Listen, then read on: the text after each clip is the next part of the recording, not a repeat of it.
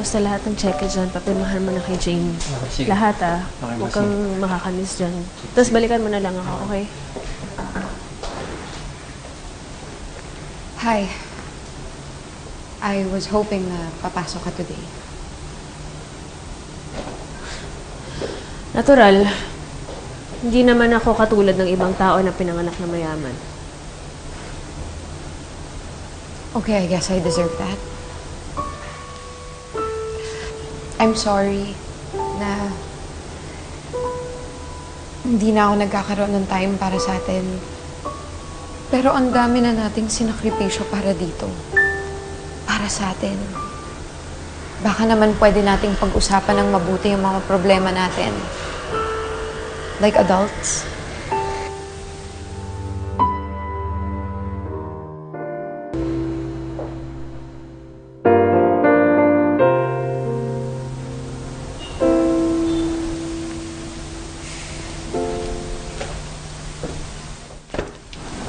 Thank you.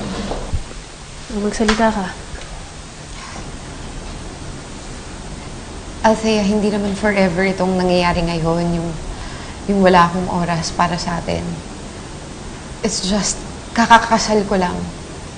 Kaya excited pa yung pamilya ko at ang dami nilang demands na makita kaming dalawa ni David. Pero once na nagsettle na ang lahat, and once bumalik na din sa trabaho niya sa office, si David, magkaka-time na tayo para sa isa't isa. Okay, pwedeng ako naman yung magsalita. Jade, ito yung problema ko. Nagpakasal ka kay David para matahimik yung pamilya mo. Para hindi na magkasakit yung mama at dada mo. Para sa kanila to, di ba?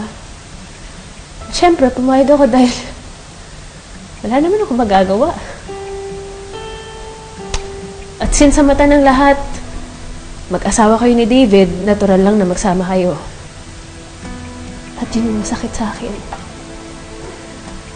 Dahil honestly, kapag wala ka sa tabi ko, kung ano-anong naiisip ko na pwedeng gawin sa'yo ng lalaking yun.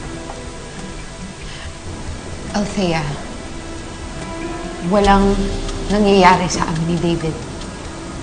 Walang mangyayari sa amin ni David. Hindi ko gagawin sa'yo yun. And hindi ako kay David kasi hindi ko naman din mabibigay yung sarili ko sa tao na hindi ko naman mahal. Pero magkasama pa rin kayo. Pwede ngayon walang nangyayari sa inyo, pero paano kung isang araw bumalik na lang yung pagmamahal mo sa kanya? Love. Wala namang gender na kinikilala yung love, right? So pwedeng mangyaring kinakatakot ko, di ba? Pwedeng ma-inlove ka ulit kay David dahil lagi kayong magkasama.